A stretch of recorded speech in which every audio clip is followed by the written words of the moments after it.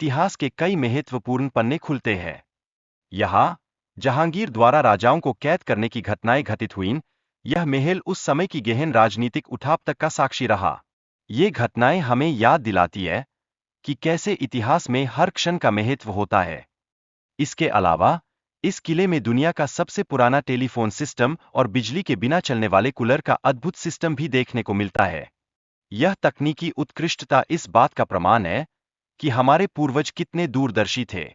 यह हमें प्रेरित करता है कि हम अपने समय की तकनीक को समझें और उसका समुचित उपयोग करें। ग्वालियर किले की वास्तुकला नागर शैली और खूबसूरत नक्काशी के अद्भुत काम से सजती है, जो इसे और भी आकर्षक बनाती है। यह वास्तुकला हमें बताती है कि सौंदर्य और कार्यक्षमता कैसे एक साथ मिलकर एक महानता का निर्माण कर सकते हैं। इस किले की खूबसूरती हमें हमेशा प्रेरित करती है कि हम भी अपने कार्यों में सजगता और संवेदनशीलता लाएं। राजा मान सिंह जी ने अपने 8 रानियों के लिए एक भव्य पैलेस का निर्माण कराया, जिसमें सोने की प्लेट्स और मीनाकारी पेंटिंग्स जैसे अनमोल तत्व शामिल हैं। यह पैलेस सिर्फ एक भवन नहीं, बल्कि उस समय की समृद्धि और शाही संस्कृति का प्रतीक है। यह हमें याद दिलाता है कि जब हम किसी काम को करने की सोचें, तो उसमें शानदारता और गुणवत्ता का ध्यान रखना आवश्यक है। इस पैलेस के दीवाने आम में राजा जनता की समस्याएं सुनते थे, जबकि रानियां झांकियों के माध्यम से न्याय व्यवस्था का अवलोकन करती थीं। यह व्यवस्था सामाजिक समर्पण का अद्भुत उदाहरण प्रस्तुत करती है। हम भी अपने जीवन में समाज के प्रति अपनी जिम्मेदारियों को समझें और दूसरों की भलाई के लिए कार्य करें। पैलेस के भीतर एक विशेष संगीत कक्ष है, जहां संगीतकारों को रानियों को देखने की अनुमति नहीं थी। यह राजपूत परंपरा का एक अनूठा हिस्सा था, जो इस बात का प्रतीक है कि कैसे संस्कृति और परंपराएं हमारे संघर्षों को संजोती है।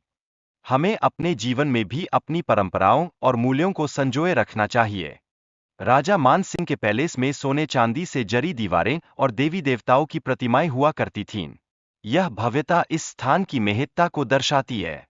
यह हमें प्रेरित करती है कि हम अपने कार्यों में उत्कृष्टता और सत्यता का पालन करें। किले में झंडे से युद्ध की स्थिति का संकेत मिलता था, जो राजा की हार या जीत की जानकारी देने का काम करता था। यह प्रतीक हमारे साहस और संघर्ष की कहानी कहता है। हमें चाहिए कि हम भी अपने सपनों को पाने के लिए हर परिस्थिति में लड़ें और कभी हार न मानें। इस किले में रानियों द्वारा जोहर करने की परंपरा महत्वपूर्ण है, जिसने मुगलों के आक्रमण के दौरान उनकी वीरता को उजागर किया। यह बलिदान और साहस की गाथा हमें सिखाती है कि कभी-कभी हमें अपनी आस्था और भाग्य के लिए जूझना पड़ता है। मानसिंह पैलेस में इंटरकॉम टेलीफोन सिस्टम का उपयोग राजा और रानियों के बीच संवाद के लिए किया जाता था। यह चूने और मिट्टी से बना हुआ था, जो उस समय की कुशलता को दर्शाता है। यह हमें यह सिखाता है कि सही संचार से लक्ष्य प्राप्ति की प्रक्रिया कितनी सरल हो जाती है। रंग महल का निर्माण चाइनीज व्यापारियों द्वारा किया गया था, जिसमें चाइनीज शैली की छत और ड्रैगन के डिजाइन शामिल है। यह स्थान राजा के डांसिंग हॉल के रूप में भी जाना जाता था। यह हमें बताता है कि विविधता और सांस्कृतिक आदान प्रदान से कैसे एकत्रित महानताएं उत्पन्न होती है।